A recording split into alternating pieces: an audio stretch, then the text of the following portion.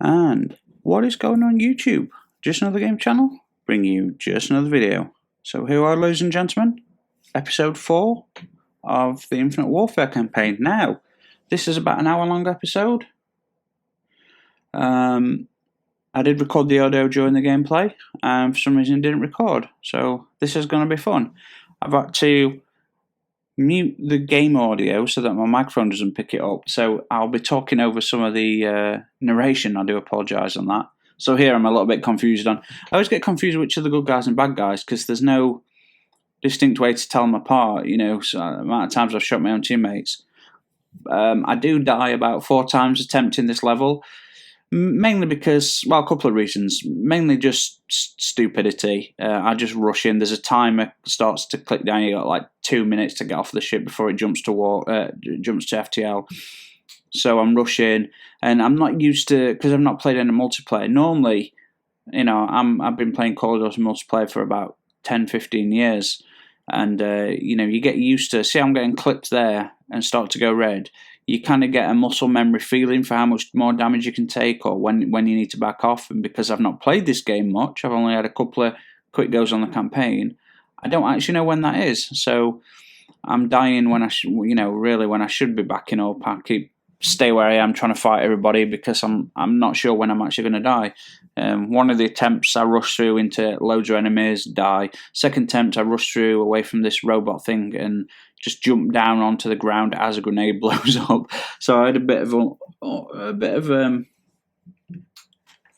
bad fortune there. But I've got to say the guys at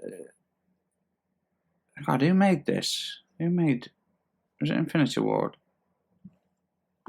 Who made this? It was Infinity Ward, this one, wasn't it?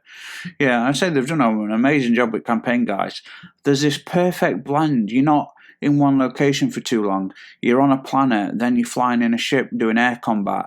Then you're landing on your ship and walking around it, going to the armory, talking to the crews, and then you're dropping onto the moon to secure the gateway, and then you're launching back into your ship to do combat, and then you go back onto your ship and you FTL to a new location, then you board an enemy ship and you're doing zero gravity combat on outsides of big cruisers and destroyers, and then you're back in your fighter, engaging in air-to-air combat or space-to-space combat, whatever you want to call it. Then you're back on a planet doing combat again. I mean, it's brilliant. I mean, yeah, like, this is where I die for first timer. Unfortunately, I'm still taking damage while I'm in that. I wouldn't call it a cutscene, but while I'm in that animation. So I'm still able to take damage while I was in that process. And once I'd started it, there's no way to back up because like if I didn't R3 him, then he would have kicked my ass and killed me anyway.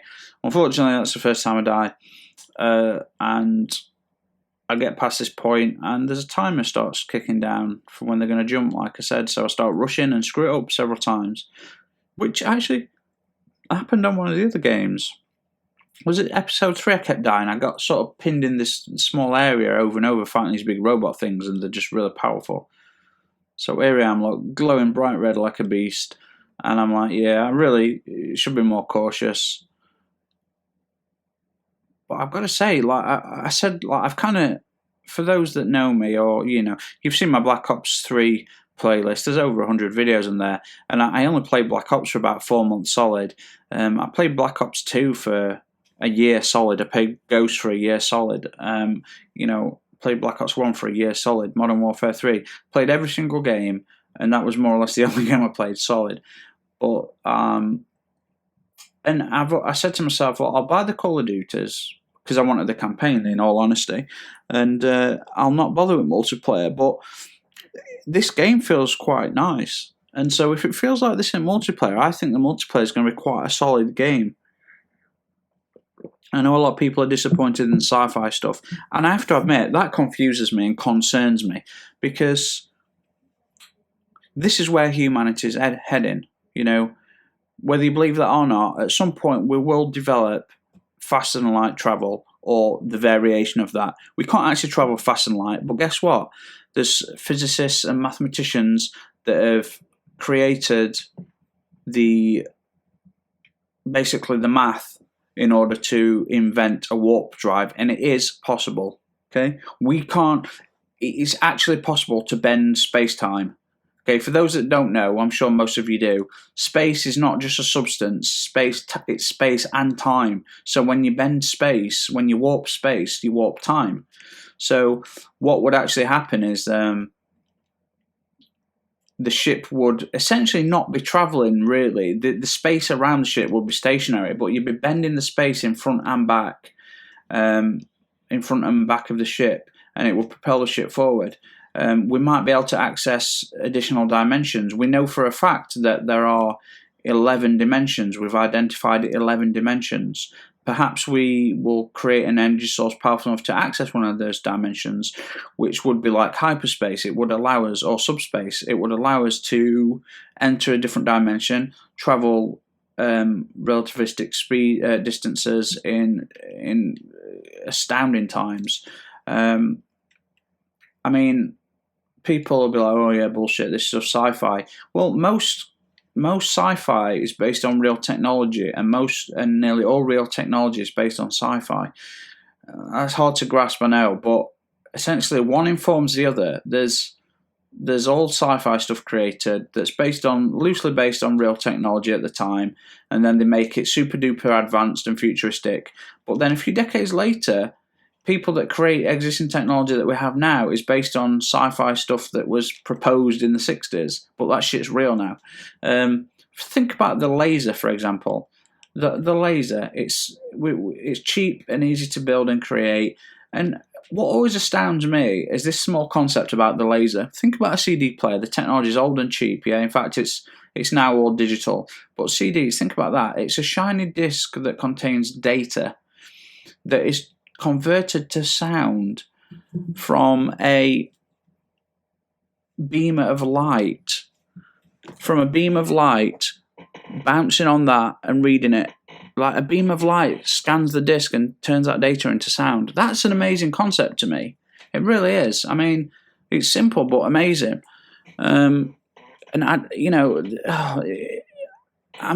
Somebody won a Nobel Prize recently, I can't remember who, for proving that dark matter exists. Now, dark matter and dark energy makes up about 98% of the universe. What's interesting, this is going to blow your minds for those that don't know. We can't touch it, see it, or measure it. Okay? Now, you were thinking, well, I didn't know it exists. Well, through mathematics and physics and all sorts of things I don't understand, it's been proven to exist. Now, you might think, bullshit. Okay, guys. We know gravity is real, okay? We know gravity. We see the effects of gravity. And it's the same with dark matter. We see the effects of dark matter. Now, the thing with gravity is we all know it's real. We can feel the effects. We know that, the heavier object, the more pull and stuff like that, the more mass, the gravity, we know that Jupiter has a massive gravitational field, bigger than Earth, a lot bigger than Earth. We know that the sun is a lot bigger than Jupiter's gravitational field. But guess what? We don't know what gravity looks like. We've not identified the graviton. This is something we know exists, and we can see the effects and we can counter and manipulate it, but we can't actually manipulate gravity itself. We don't know what gravity actually is still. Like, okay, we've identified the atom and the molecule, but the graviton still eludes us. If we could identify the graviton, we could create anti-gravity cars, flying cars. We could go to orbit for, with the greatest of ease, but we don't know what the graviton is. We still haven't identified what gravity actually is. It's too complicated. It's too still far beyond our understanding. Like, although we understand it in great detail, we don't know what it actually is. So it's kind of like the same. Like, so we can't see gravity, but we can feel its effects, and it's the same with dark matter and dark energy.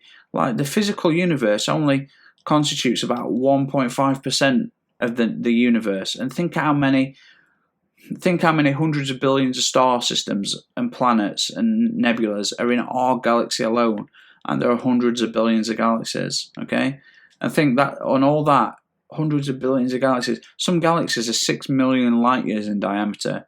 Think about the size. Light travels 186,000 miles in 1 second. It travels about 6 trillion miles in 1 year. Okay, so 6 trillion miles is 1 light year. Okay, now our Milky Way galaxy is approximately 100,000 light years. So just think of our galaxy, 100,000 light years.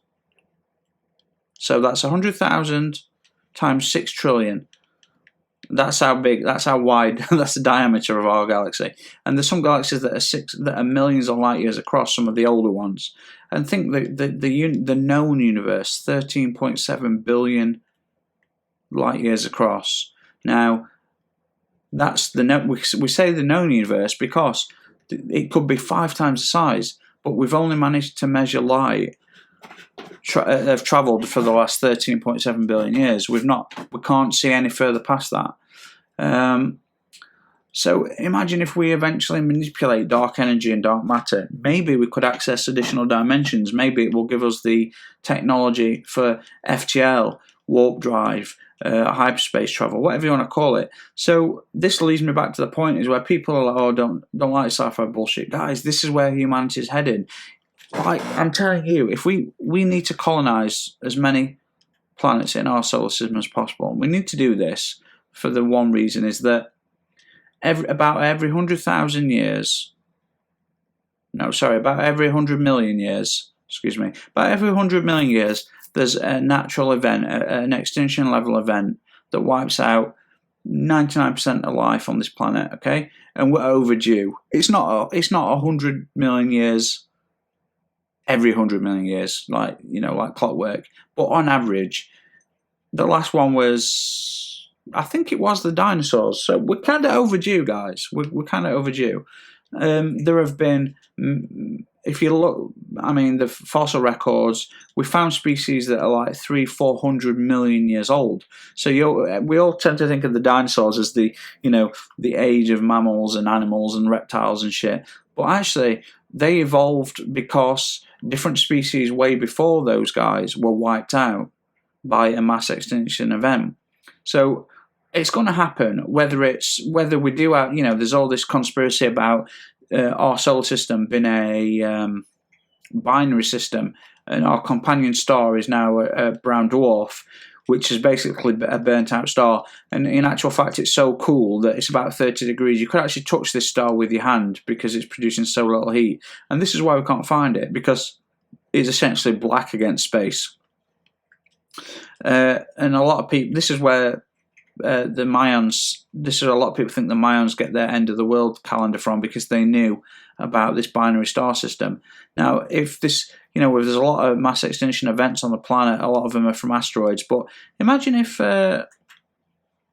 this star was every few million years or whatever, every 100 million years or however, it's on an elongated orbit. The theory is that it's on an elongated orbit around, and it passes our sun every few 100 million years or whatever. And when it does, it pretty much flips the Earth on its axis.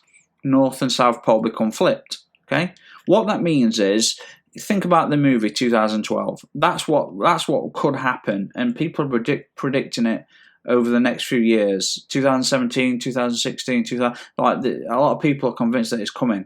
There's a lot of conspiracies why the government stopped funding the space shuttle, and they refunded the money into an advanced warning and defense satellite system because of asteroids. But other theories suggest that the government might have found an alien fleet on the edge of our solar system heading this way, and so they've retasked the money and technology to build an Earth defense satellite system. Some crazy shit. Suffice to say, whether there is a planet, whether there is an alien fleet, dependent on wiping us out, this is why it's good to colonize multiple planets. Which leads me back to my point, guys. Don't be so quick to dismiss the sci-fi, what you call sci-fi bullshit. We need this to survive as a species, and this is where humanity are going. Now, if anyone's never seen the series, it's a new series. First season's out. It's called The Expanse. I'd say it's set about 300 to 400 years in the future, where humans have colonized the entire solar system. Now, Mars is now an independent colony, and war is threatened to be started between Mars and Earth, just like on Call of Duty. And that's a real possibility. Can you imagine if Elon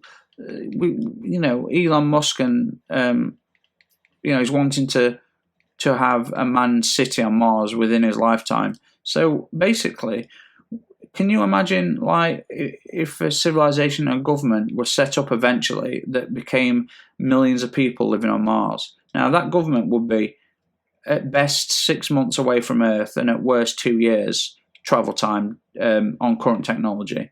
Okay, and they'd be essentially alone. Now, Earth would want much of the resources. Of course, they would. Any mining and money and currency and exchange, all that. They'd want all that to help our home world. But the resentment would brew, and radicalists and all the extremists would want Mars to be an independent state, and it could happen. I could see the Call of Duty scenario happening, and that Earth and Mars, even in our lifetime, enough people settle there, they would, this is our planet. They wouldn't see Earth as their planet. Eventually, people would be born there, so they wouldn't have the same rights that humans do on Earth, and there would be a whole new set of laws, government, parliament, and all sorts of stuff would be set up on Mars. Now, people in power get corrupted or see their sovereign right to be an independent state. A war between Earth and Mars is a viable option. So, guys, don't be so quick to dismiss this Call of Duty sci-fi stuff, because actually we're not that far removed from this game being a reality. So yeah, that's all I'm going to say on the matter. Really, is that guys, this shit's going to happen. I'm telling you. And we need to be prepared for it. We're going to have to colonize other planets because we need to survive as a species. At some point, maybe in our lifetime, either we're going to discover aliens, or they're another species, or they're going to discover us. And the reason is, since we first created radio signals, they've been traveling our galaxy for over 100 years. So that's 100 light years in a 360-degree sphere. Now, that encompasses a shitload of star systems, many of which could be inhabited. And not just that, when we created nuclear weapons, okay, now, a nuclear bomb going off would leave a massive energy signature. It'd travel at the speed of light, but there'd be these flashpoints. Now, that could be a sun-going supernova from a species on a starship watching, eventually picking up the signal, the energy burst. But then they'd realise if they were advanced enough, they'd realise that it's not powerful enough. Not only that, an explosion like that wouldn't be too suspicious on its own, but we've detonated dozens over the last few decades in testing. We've detonated them in wars. So there's these nuclear flashpoints and energy signatures all coming from a single place. So if there is a species out there monitoring the heavens just like we are, we've piqued their interest. They might be at a similar level of technology. Even if they're like 500 years ahead of us, that's probably sufficient enough development for them to have sent a fleet. Now, they might not have hyperspace technology or warp drive, but they would have sufficiently advanced technology, perhaps for cryostasis or for engines considerably more powerful than ours, than our current chemical technology. Now, there is an engine that would been developed that creates thrust with having no fuel, and apparently it was a failure. But there's been leaked evidence recently that actually it wasn't a failure, and they've created it. And what it does is it bounces ions and bounces ions and particles around in this certain shaped cylinder type thing, which actually creates thrust. Now that's amazing. There's no inertial force, and there's no rocket fuel, no anything.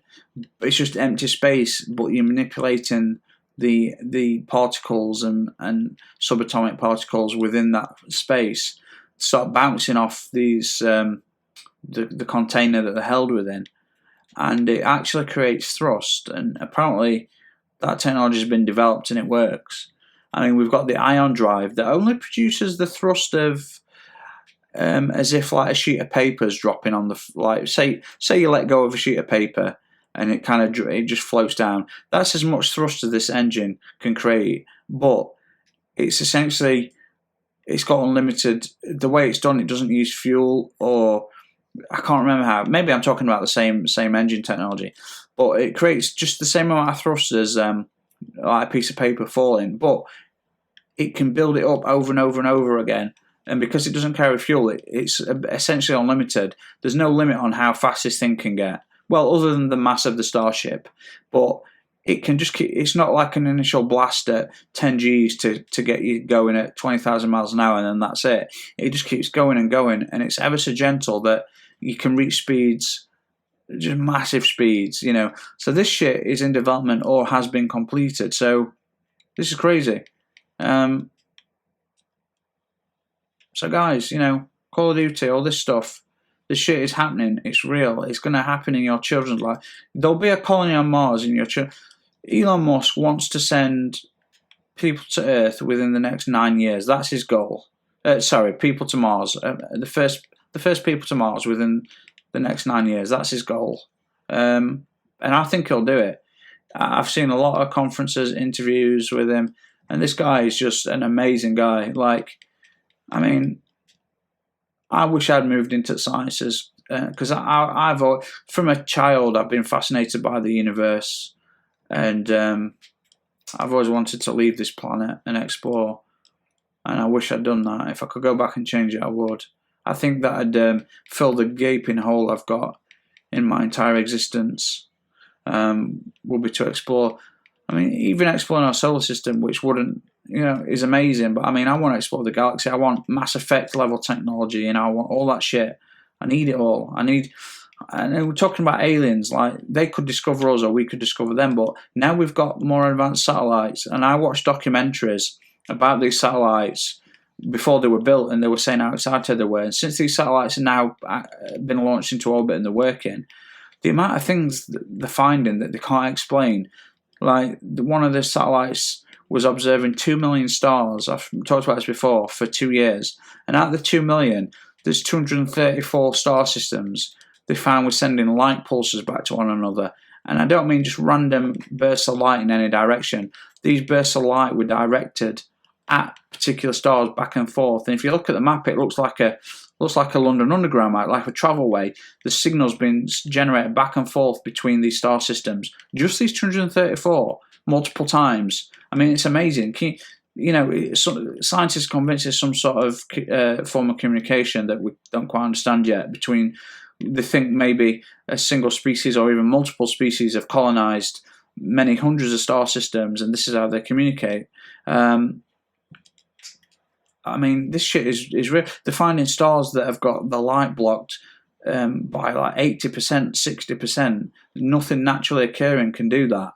So, you know, they're talking about a Dyson sphere. For those that don't know, it's a huge structure built around a star that can harness its energy. I mean, if you're advanced enough, I mean, this is something we'll do at some point. We'll go closer than Mercury.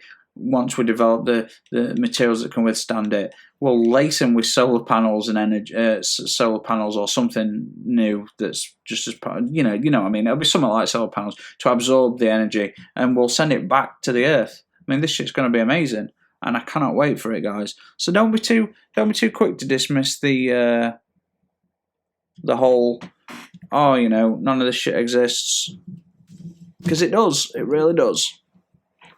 This shit is real, yo. Oh, it's going to be. It is real. But I can't wait. Like I said, I was born too early, guys.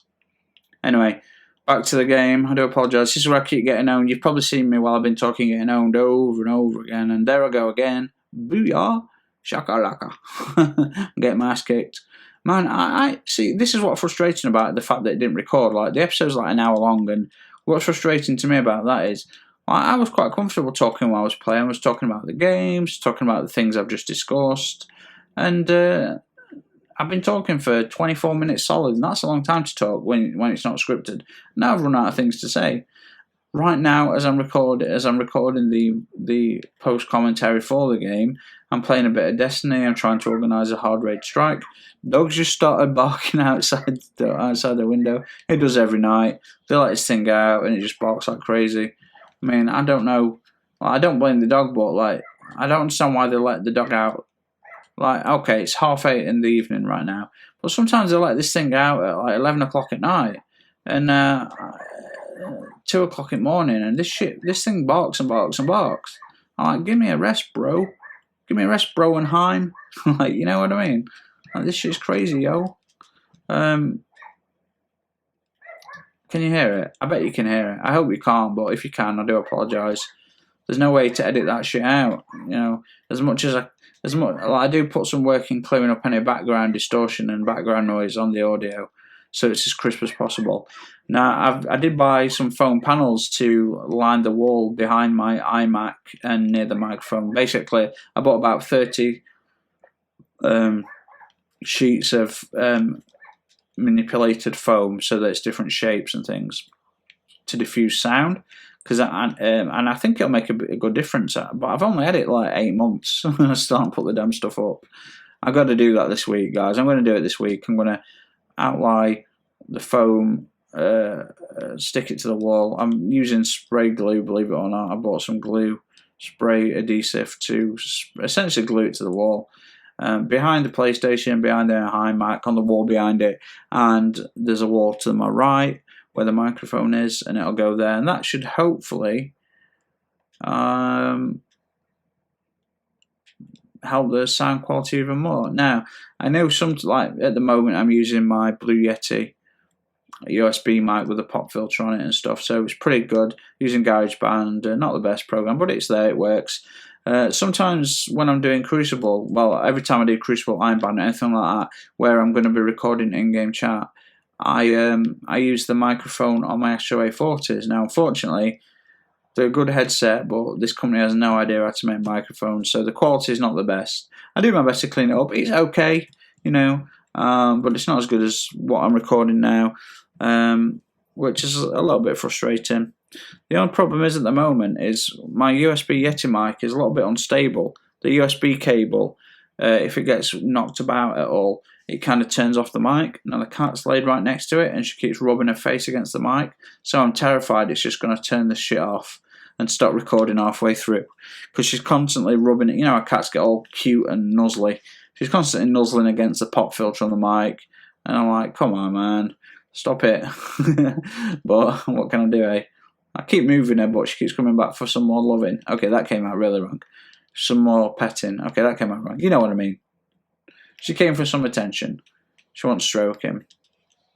So, oh no. So we've got dogs barking and people like on 125 bikes like thrashing. It's like really high pitch, horrible. Oh, I'm studying the shit. Quick, no, kill something, regenerate. Awesome. Did you see that for a quick? I didn't realise I was getting damaged by enemies. I stood in the lava, about to die, Nova bombed that shit and got my health back. Who the man? Boom. I love the sniper, yo, from the hard raid. I love it. Still don't have any helmets for any character, which I'm not happy about. But yeah, I love the sniper on Destiny from the hard raid. But I just don't have any of the goddamn helmets, yo. But I'm still trying to get past this part on Call of Duty. And I picked up the shield, yo. And yeah, I think I die on this bit as well. I die so many times on this run through, guys. I do apologise. If I die in a minute, I'll edit this shit out and cut out the rest of the deaths and just do a single run through. Because there's a lot more combat I gotta do, yo. And there I go. So I'm going to leave it at that. I'm going to edit it out and do a fresh run once I've completed it. So I'll be back shortly.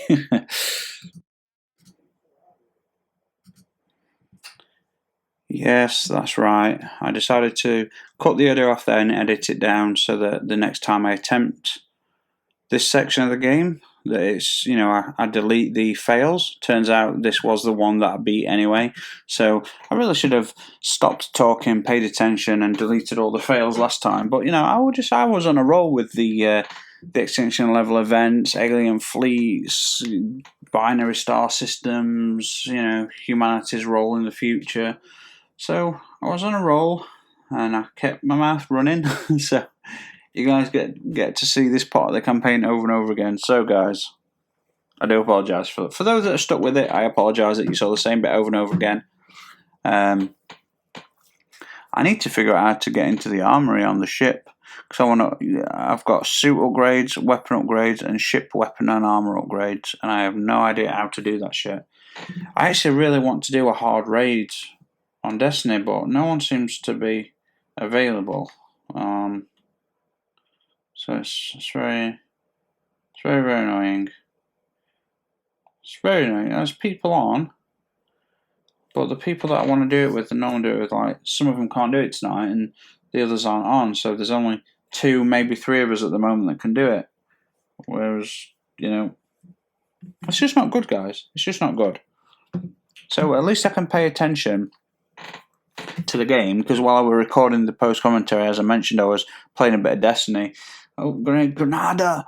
See, last time I got blown up. So the shield's pretty cool, actually. And as I was mentioning earlier, that this game's got a really nice blend of, like, talking with your crew, cutscenes, walking around ships, combat on planets and on starships, anti-gravity combat, then flying around in your spaceship and all that sort of stuff. It's got a really, really good balance. Like, the team have done an amazing job in balancing the amount of time that you spend on each type of mission and the editing process. So it's not an overwhelming amount of space combat, and they've just got the balance right. So this is the part that I think I make it past this time. Yeah, I take out this last guy, and then we vent the atmosphere, ladies and gentlemen. But we've got spacesuits on. Well, we've got oxygen supplies in our helmets.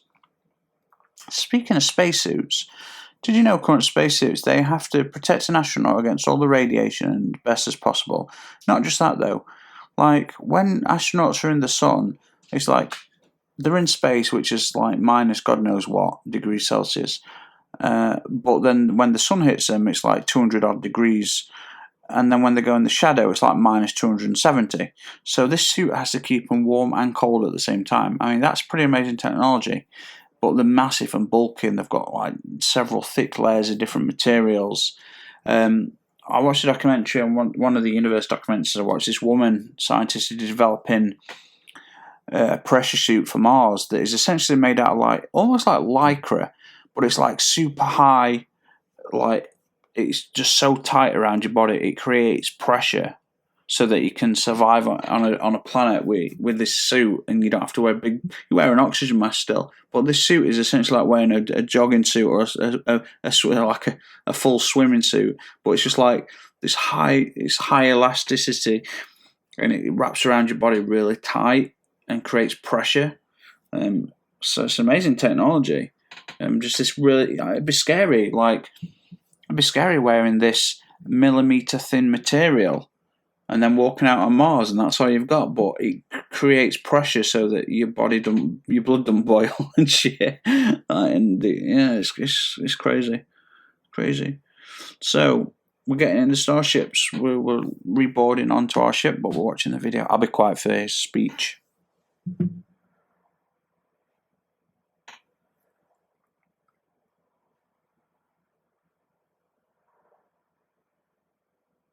I'm getting hungry. Got a jacket potato I could have. Dun, dun, dun. It's weird seeing Jon Snow as a baddie. Weird. So the problem I'm having is, how the hell do I find the armory? That's what I want to know.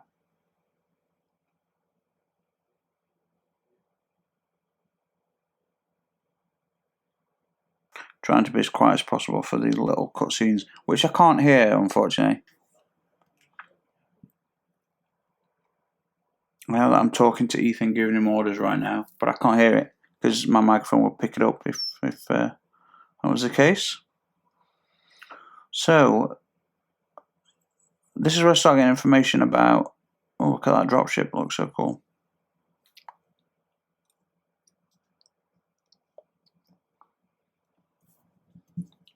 Now, what's good about this is I go to bridge, and then, like, I get to pick which mission I do. There's like 4 or 5 options available. we gathered the enemy fleet's locations, but you get to choose. And the next mission is awesome. You go and attack a starship, but it's in an asteroid belt, and you like you launch your fighters and you leave your fighters and you're floating around like from asteroid to asteroid until you disable engines and you do an attack on ship. It's wicked. It's really good. Gotta watch a bit of TV, watch a bit of news. See a lot of mission summary. Go to the armory to see all unlocked. I don't know where the armory is. That's a real problem. I did try.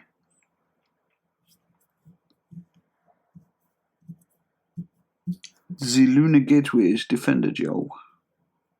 Don't know why I transitioned from a weird German accent attempt into someone from the hood. No idea what's wrong with me. Just ignore me, ladies and gentlemen. My apologies. So, yeah, guys, I've got to say, like I said, I've always been a big multiplayer for well over a decade, to the point where I play multiplayer so much I never had the time. So I'm trying to figure out which one of these is the armory, if I can get to it. So I never had the time to actually play the campaign. I'm really enjoying this campaign. So yeah, I'm trying to figure out if I can move across and select suit upgrades. So where's the armory? This is the bridge. Now I go in here. After this mission, I come back and I check. I can go into my captain's room, and then there's another room which is the airlock, but I still can't find the armory. It's a beautiful view, that though, isn't it? Look at that. Right above the moon. That's so cool. And the woman down there that I'm about to interact with is one of my favourite actresses. She's from Farscape and Stargate SG-1 and many other things. Claudia, what's her name? She plays Vala in Stargate, and she's wicked. She's a wicked actor. She's one of the voiceovers for one of the NPCs at the tower in Destiny.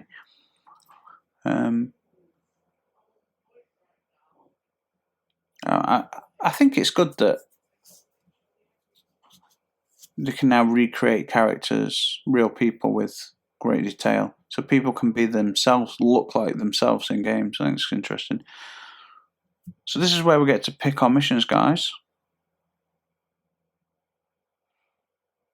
And I think they've done a really good job with this game, guys, because like, see the little triangles of the ships we've identified, but you get to hover over the planets and the clusters and the moons, and it gives you information about them. I think that's really great. They didn't have to do that at all. So we've got FTL drives. I wonder if we've left the solar system. Probably not. Maybe military personnel have gone out.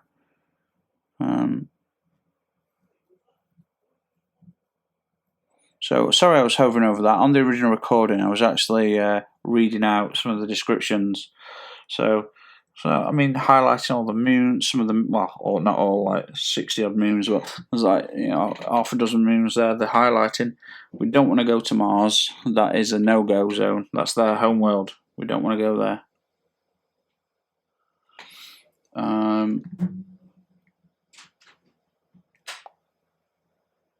I think I pick. Well, actually, I'm looking at the perks and things. I think it's the one out at Venus. Uranus. The one out at Uranus I pick. Yeah, this one. There's 4 most wanted guys there. There's a captain. No, there's some lieutenants, some fighter pilots.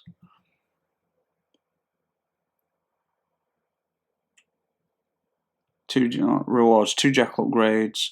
I think this mission is I go and steal a stealth fighter. Unless I've just done that. No, I haven't just done that. This is where I steal a stealth fighter.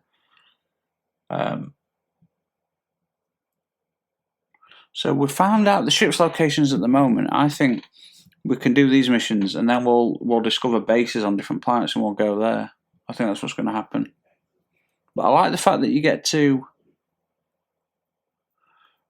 Oh, so we've got Jackal Strike. Okay, I'm looking at the key at the bottom. We've got main mission, ship assault, and Jackal Strike. Okay, that's interesting. Didn't notice that before.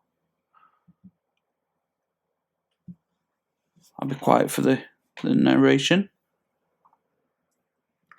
Squeaky chair.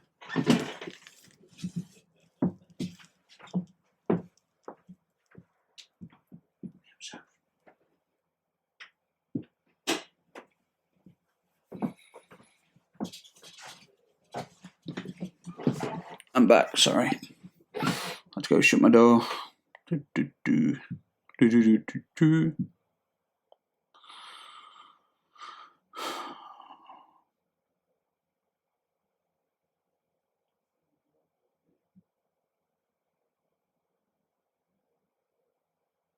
Sorry guys, it's over. I know I've talked over a lot of the in-game narration. I do apologise, but I'm playing it like during the original recording. Of course, I was quiet, but hey, we get a laser sniper here. This is cool. Because it didn't work. I'm trying to be quiet, but I have no game audio while I'm recording the commentary because it'd play through my iSub and sound sticks from my iMac, which means the microphone would pick it up, so you get double audio while I'm recording my voice. So it'd just be wrong. But I'm just checking out the cool dropship and the APC carrier. I'm like, hell's yeah, use goons. And then there's a big robot thing to my left. There we go, to my right. And no, it's on my left, but you know, depending on my positioning. And I'm like, where's the armory? Where's the armory? I'm like, oh, and I end up going to my ship.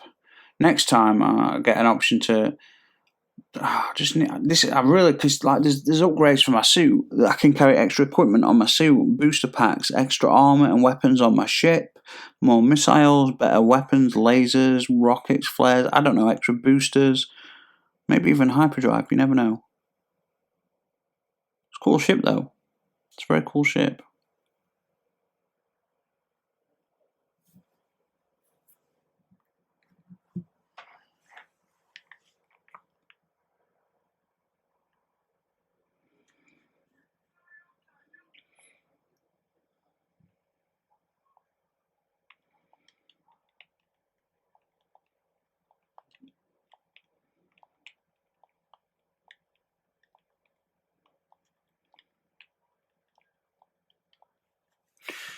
Gonna launch, yo.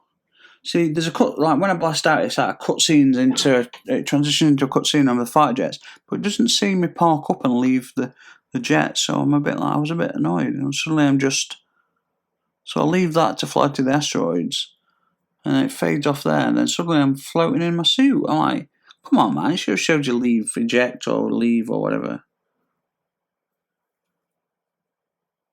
That just seems wrong, man. They should have. I know it's a tiny little thing, but it's the little things that dress up the game that make a game that make a good game amazing. Like you've got to get a solid story, solid characters, great graphics, interesting missions, variation in weapons. But then that's the core stuff. You've got to get that right for it to be a good game or a great game. To make it amazing, it's all the extras, all the things that you don't need that they put in. Camos, customization, massive amounts of variants on weapons or add-ons and utilities attachments, different paint jobs for your ships, all different things you could have. You know what I mean? Like, yeah, I'm gonna snipe you, yo. Boo, boo, boo, boo. Yeah, when I finally get over to the cruiser, I have no idea what the EMP thing is, so I chucked some of my homing grenades. I thought they was them, and one of them hit the engine and it went off, but it was off anyway. But I forgot, I didn't realise. So I started throwing my grenades at the ship, thinking the EMP grenades. When really what I needed was a device. But look at this for a mission, guys. This is awesome. I mean, I'm not joking, guys. If you've got this game and you're a multiplayer guy, this is the time you want to play the campaign. It is so varied and interesting. The landscapes. I mean, people are complaining. Oh yeah, but so people are complaining. So what people are asking for is to be stuck on one planet and shooting around different countries. Yay! We've done that several dozen times in games. Now we get to fight in asteroids. We still get to fight on that planet in different countries.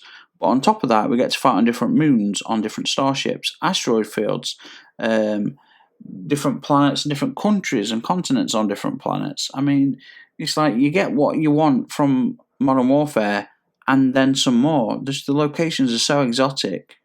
I think this is a wicked game so far, guys. I mean, look at this massive cruiser. I was thinking there's no way it jumped into the asteroid field because it could rematerialize. Asteroids could rematerialize inside the hull. A person could be part of an asteroid. But then, as you disable the engines, our ship jumps into combat.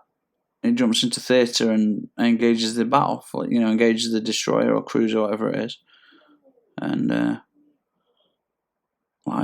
our ship's bombarding the enemy ship as we're floating along, sniping people, and it's crazy. And then we drop into the hangar, and I steal the stealth ship, and I go on an attempted rampage. It's got laser weapons, got powerful missiles. Although some of the wanted people are part of the flight crews, fighter jets, and they're really good. Some of the fighter jets you can destroy pretty easily. And some of the others, they're constantly using flares and they're using the boosters to evade your missiles and stuff. So, it's really challenging, some of the guys. I didn't feel like I was in any danger particularly, but they were hard to kill. So here we are. I'm like, what do I do now then? So I chuck a grenade. And I keep thinking the engine goes off, but look, it's already off. I'm like, so I go out and check whether it's gone off. And it has, so I'm like, that's how you do it. So I start throwing grenades and they just go everywhere. I was like, what the hell was I doing? Oh, dearie me. Dearie me. I realised that, there we go, look. We go closer, we attach the EMP device to this bit, and we grapple the hell on out of here, and booyah, boom. Boom. Don't know why I'm talking like that. That's not how I talk. Crikey, mate. I'll try and leave these. I'll try and get these episodes to half an hour long episodes because an hour's a long time. It's just I don't know when save points are. I saved it once I got back to the ship, but whether it's saved it there, I don't know. I don't know where checkpoints are. Mission end. I've got to figure out and find the armory. Oh my god, yeah. I need to upgrade all my shit. So I'm going into missions at the moment with non-upgraded stuff. I'm still doing okay, apart from that last mission. Well, there we are. There's our ship. Jumped into theatre and boom. I think I like the Mars ships better. I just think they look kind of cool. I don't know. It's hard to say. So I do take a bit of a pounding. I'm getting shot from all directions here at some point. So I'm like, grapple into hiding and oh shit. I'm like, help me. So boost and grapple and oh shit. Didn't mean to do that, but happy accidents. Grab his face, rip his mask off. Ooh, what a horrible way to die. Blood boils, eyes freeze over, skin freezes, your eyes freeze, your blood boils, all gas and shit expels. Just painful, horrible, and it takes a couple of minutes. It takes well over a minute to die. That's assuming you don't hold your breath. Not that you can, because all your fucking shit inside boils over and inflates and expands and implodes, and it's just a horrible death. Horrible way to go. So yeah, I guess I've got magnetic boots. I'm upside down here. I'm like, damn, this is too disorientating. So I decided to eject off and re-rotate myself back for the combat. Yo. Don't know why I'm talking like that. So this is a good gun. I picked it up, suppressed SMG, but it transforms into an assault rifle, which is really cool. Oh, splat.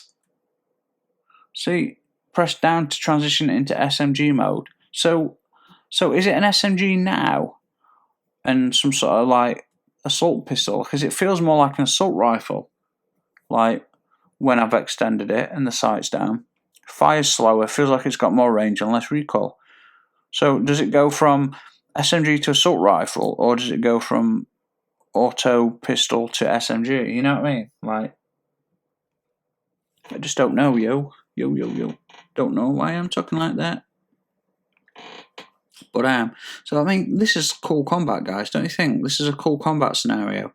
You're fighting an enemy while you're got maglev boots on, grappling and thrusters in zero-G environment, fighting on the hull of a massive destroyer, while orbiting in an asteroid field around Neptune or around Uranus, while your ship is engaging in ship-to-ship combat.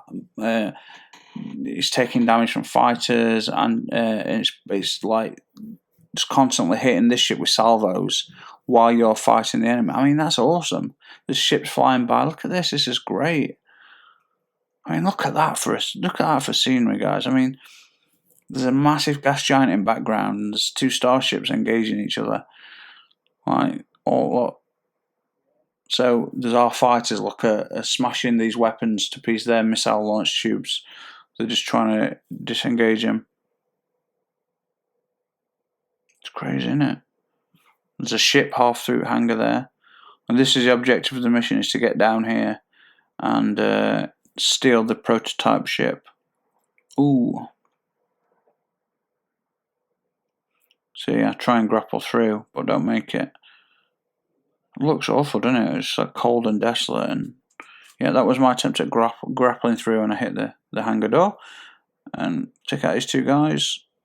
Oh, they're trying to get into the ship, aren't they? Yeah. Shit. There's one of the most wanted. So I'm guessing out are all the Martians. We're trying to.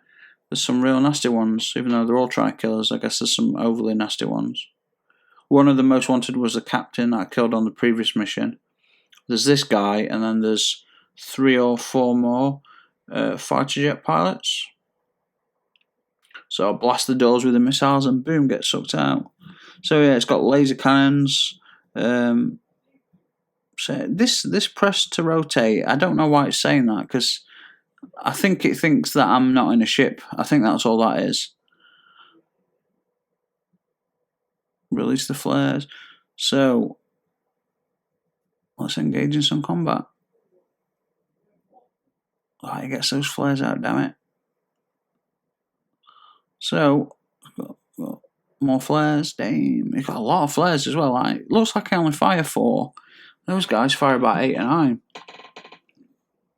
This is great because you're in combat with ships, and then you do a flyby on an enemy ship, and as you're flying by, you just a couple of salvos into weapon ports, try and take them out. Like I said, guys, it's just hopefully you can see what I'm saying, that this is a great campaign. It's so varied, and the landscapes where you fight is so exotic. I mean, look at this. Massive asteroid field. It's crazy.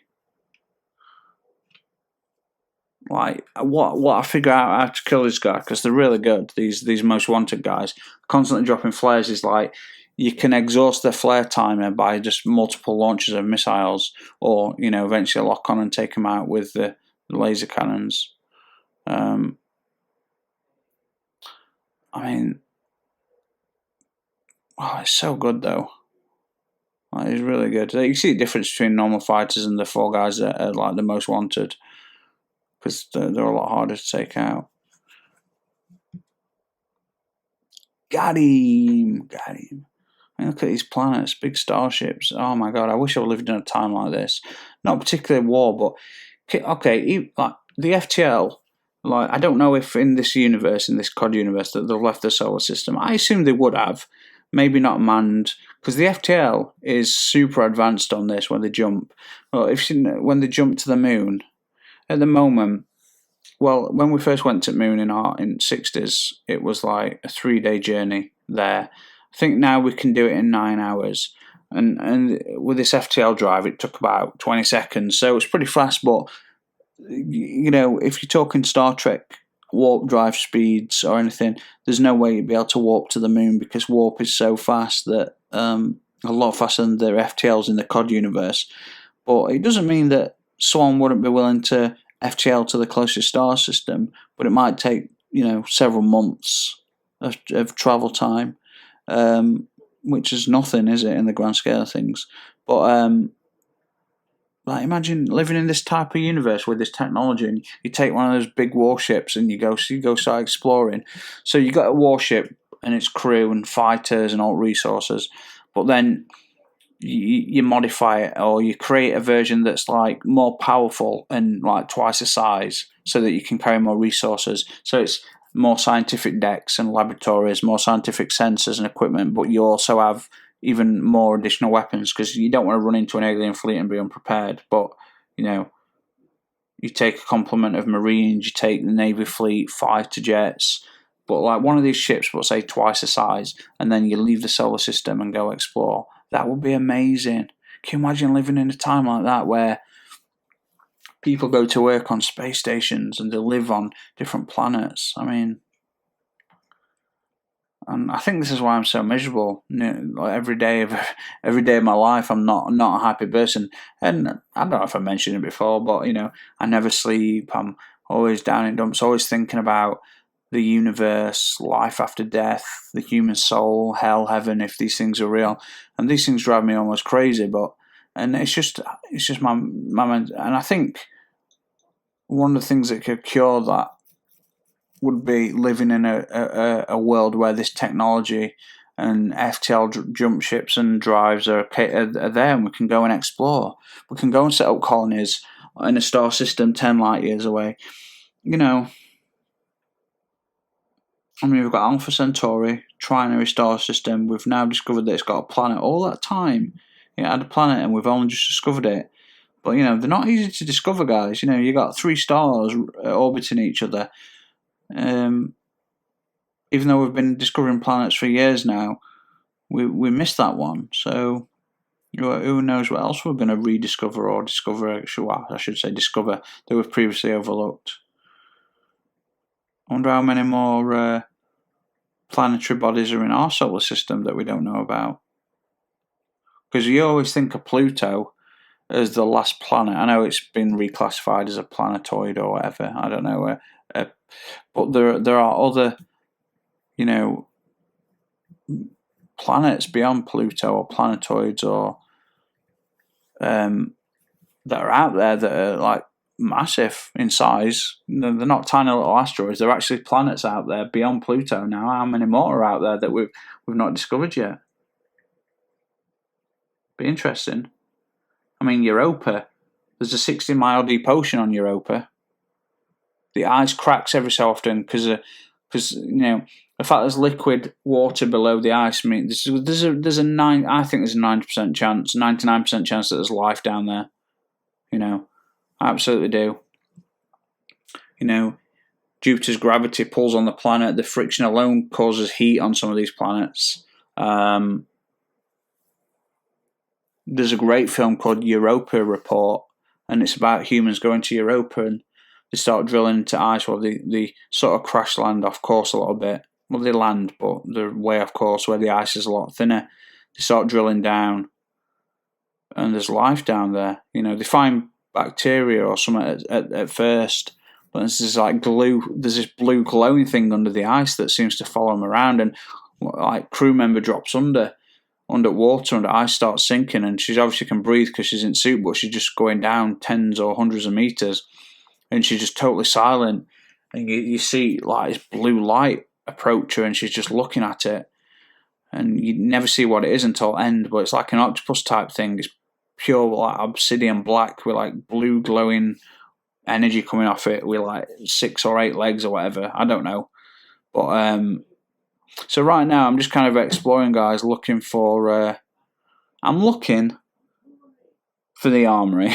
I'm going to have to research this, but I'll leave it here, gents. There's nothing else to see. I just keep exploring, looking at the airlock. I look at my captain's quarters, but we might as well leave it here. So thank you very much for watching, ladies and gentlemen. I'm sorry about all the deaths. I hope you're not too disappointed, but I hope you enjoy the game itself. It's very, very good, and I hope you enjoy the topics that we discussed, and I will see you all on the next one. So cheers.